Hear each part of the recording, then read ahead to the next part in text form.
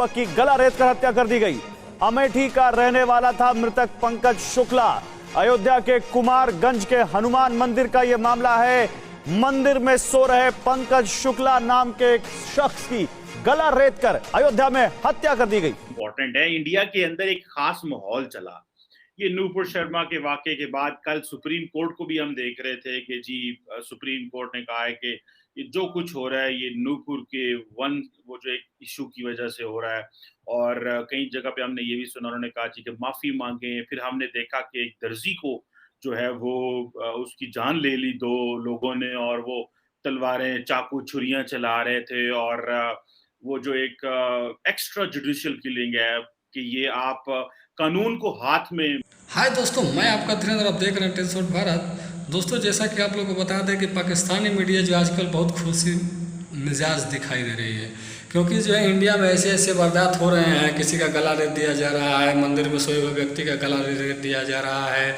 अमरावती में भी कांड सुने ही आप लोग। तो ये सब लेकर के जो है पाकिस्तान खूब मज़े ले रहा है, खूब मज़े ले रहा है। तो यही सब इस वीडियो में है। और ऊपर से जो है हमारे वरिष्ठ पत्रकार सबसे बात कर रहा है कि ऐसा हो रहा है, ये लोग इंडिया में कानून हाथ में ले रहे हैं, वो हो रहा है, वो हो रहा है, जबकि सबको मालूम है कि इसमें पाकिस्तान का हाथ है। तो चलिए दोस्तों, देखते हैं इस वीडियो को। अगर अच्छे लगेगा तो लाइक करिएगा, सब्सक्राइब करिएगा और बेल आइकन का नोटिफिकेशन ऑल पर सेट कर लीजिएगा। तो चलिए दोस्तों, देखते हैं इस वीडियो को। जिन लोगों ने लिया, और एक शख्स जो है, हम ये समझते हैं कि पाकिस्तान में तो हमने बहुत देखा था कि कानून को हाथ में लोग ले रहे हैं और कह रहे हैं कि हुकूमत कमजोर है तो हम खुद ही इंसाफ करेंगे। ये इंडिया में भी देखने को मिला है कि लोग कानून हाथ में ले रहे हैं और खुद ही इंसाफ करने की कोशिश कर रहे हैं। तो एक तरफ तो ये बात है, दूसरा में ये बताएं कि बहुत सारे लोग ये कह रहे हैं कि भारत के अंदर ये एक सेल्फ रेडिकलाइजेशन भी है। जो नारे लग रहे हैं इस वक्त, खास तौर पे इस वाक्य के बाद। तो आप इस सारी रेडिकलाइजेशन को, अदालतों का जो बयान आना है इसको, और ये जो एक हिंदू मुस्लिम इशू बन गया है, इसको आप किस तरह देखते हैं? कोई ये कोई ज्यादा सीरियस मसला तो नहीं आप समझते, या समझते हैं कि ये एक डीप रूटेड प्रॉब्लम है इंडियन सोसाइटी में, जिसको स्टेट जो है वो किस तरह हल करेगी? जरा काइंडली हमें इसके बारे में थोड़ा सा जो है वो हमें समझाएं, ये क्या हो रहा है? जी। सबसे पहले तो आपने मेंशन करा उदयपुर में जो हुआ था वाकया, जिसमें उसको एज अ टेररिस्ट अटैक देखा जा रहा है। इसमें दो बातें बताना चाहता हूँ। एक, महाराष्ट्र में शहर है अमरावती, वहां पे भी कुछ दिन पहले ऐसी चीज हुई थी। ये जो सरतन से जुदा वाला मामला है, तो ये पहला वाकया नहीं है जो जिसके बारे में हम लोग अभी बातचीत कर रहे हैं। चीमा साहब, जो आपने सवाल पूछा, ऐसा पहले भी हो चुका है। तो दूसरा वाकया मेरी नजर में आया जहाँ पे स्पेसिफिकली अटैक करा गया ब्लास्फेमी को लेके, और बोला कि गर्दन काट के अलग कर देंगे और सरतन से जुदा कर देंगे। अच्छा, एक तो ये बात हो गई। दूसरी चीज ये है कि वो लोग जो थे जिन्होंने उदयपुर में मारा था, उनका दो लोग गए थे अंदर मारने के लिए और दो स्टैंड बाय में थे पीछे। यानी कि अगर if these two developed cold feet, या ये लोग नहीं मार पाते, तो फिर ये दूसरी टीम जाती और उसको मारती। एक तो ये था। तीसरी चीज, उन्होंने मोटरसाइकिल के लिए कुछ 4-5 हजार रुपए प्रीमियम दिया था आरटीओ को। आपके यहाँ भी, पाकिस्तान में भी आरटीओ होता होगा, जो ट्रांसपोर्ट वाले जो होते हैं, जो आई डोंट दिस थिंग, सो पाकिस्तान में क्या कहते हैं मुझे नहीं पता, लेकिन उसको एडिशनल पैसे देके जो मोटरसाइकिल का जो उन्होंने रजिस्ट्रेशन नंबर लिया था, वो 2611 लिया था, 2611, एंड एडिशनल पैसे लेके। सो इट वाज नॉट की समथिंग दैट की 2611 वैसे भी किसी का नंबर आ सकता है अगर कोई अप्लाई ना करे, तो किसी का टर्न पे आता है। But they paid a premium amount of money and they said कि हमें 2611 नंबर चाहिए। For them, Ajmal Kasab and the people who killed hundreds of innocent Indians, Americans etcetera, they are heroes. तो एक तो ये इसका टेरर एंगल एक्सप्लोर करा जा रहा है। एमजे अकबर साहब हैं। एमजे अकबर साहब की एक किताब है, आपने सुना होगा, बड़ी मशहूर हस्ती हैं भारत की, वेस्ट बंगाल से उनका ताल्लुक है। एमजे अकबर साहब की एक किताब है, रायट आफ्टर रायट। वो पढ़ने से बनती है किताब। आप चीमा साहब जरूर किताब पढ़िएगा, he is a fantastic writer. MJ Akbar साहब की किताब है राइट आफ्टर राइट। उसमें ये बताते हैं, ये गलत फहमी है कि जब से नरेंद्र मोदी आए हैं तब से माहौल 1947 से बिगड़ा हुआ है। इनफैक्ट अगर आप ये छोड़ दीजिए, कोई बीजेपी का सपोर्टर है, कांग्रेस का सपोर्टर है, इन सब इमोशनल चीजों को कोने में डालिए, इन सब इमोशनल चीजों को कोने में डालिए। और जो भी आपके व्यूअर्स हैं, मैं उनसे रिक्वेस्ट करूंगा, चाहे इंडियंस हो चाहे पाकिस्तानीज हो, आप इंटरनेट पे जाइए और इंटरनेट पे जाके देखिए कि 2014 में नरेंद्र मोदी आए थे उसके पहले कितने फसाद हुए थे और उनके आने के बाद कितने फसाद हुए हैं, जो नरेंद्र मोदी जी के आने के बाद 1/10 भी नहीं हुए।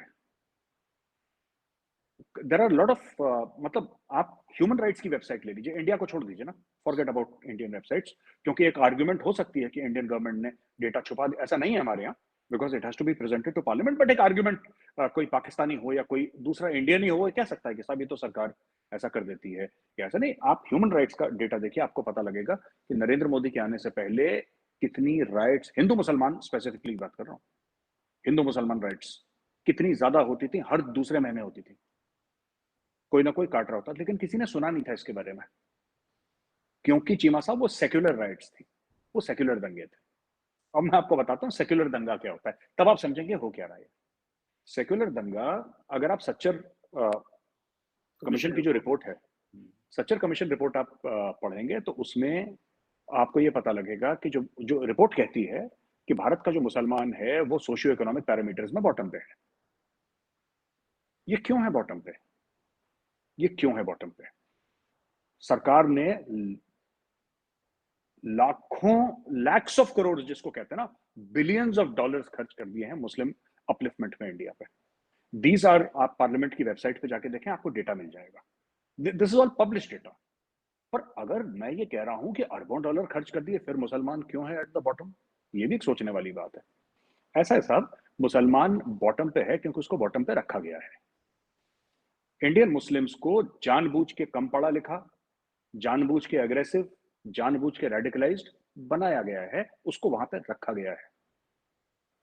देखिए, आपने कभी देखा है सऊदी अरब में या कहीं और पे सरतन सुजदा ये सब करते हुए? वहां पे नहीं होता ये सब, मिडल ईस्ट में नहीं होता, even in countries like Indonesia आपको नहीं मिलेगा, सबसे बड़ा मुसलमान मुल्क है दुनिया का, आपको ऐसा नहीं मिलेगा।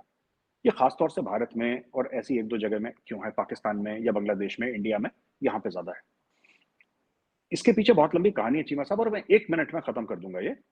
चीमा साहब, चक्कर ऐसा है कि जो मुस्लिम नेता हैं, मुस्लिम लीडर्स हैं, राइट, उन्होंने एक बात सोची, और जो पहले पार्टीज थी पावर में, उनके साथ मिलकर एक बात बोली, एक तो इस्लाम खतरे में है, और अगर मुसलमान पढ़ लिख जाएगा तो फिर वो सोचने लगेगा, फिर इनको वोट नहीं देगा। आपको पता है मुस्लिम नेताओं के पास कितना पैसा है? आप और मैं सोच नहीं सकते the amount of money they have. ये पैसा आया कहां से? क्योंकि इन्होंने ये नहीं बोला कि मुसलमानों के लिए बहुत बढ़िया एजुकेशनल सिस्टम बनाओ, इन्होंने ये नहीं बोला कि इनके लिए बहुत बढ़िया ऐसी फैसिलिटीज बनाओ जिसमें मजा आ जाए, कि मतलब देख के कि इंडिया का मुसलमान तरक्की कर रहा है। इनको हर समय ये बोला कि इनको हज में 50% सब्सिडी दे दो। तो कई दिहाइयों तक इंडिया में हज में 50% सब्सिडी चल रही थी।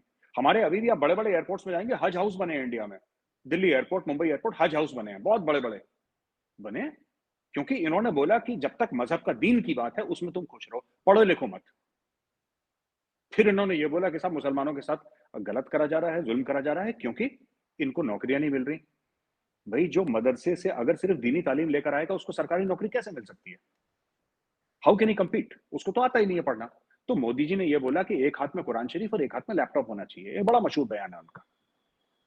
तो यहाँ पे जो रेडिकल एलिमेंट्स हैं इंडिया में, हर समय उनको बढ़ावा दिया गया, और वो जो बीज बोए हैं ना चीमा साहब, वो अब फसल कट रही है उदयपुर में, अमरावती में, ये वो वाली फसल कट रही है। और इसके लिए I hold responsible Muslim leadership, जो उलेमा हैं, जो ये सब लोग हैं जिन्होंने जानबूझ के, अगर मुस्लिम बॉटम में है सोशियो इकोनॉमिक फैक्टर्स में, they have been kept there deliberately.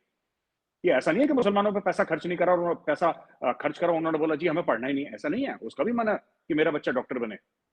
आपने उनको रखा है नीचे जानबूझ के, क्योंकि आपके पावर के स्ट्रक्चर को सूट करता है ये सब। That is the root of radicalisation in India. नहीं तो मेरे साहब, हमारे पाकिस्तान में तो ये हुआ कि फॉरेन फंडेड जिहाद आया, अमेरिकन ने पैसा भेजा, सऊदीज ने पैसा भेजा, हमने मदरसे बनाए। उससे पहले हमारे पास मुल्क इस्लाम के नाम पे बना,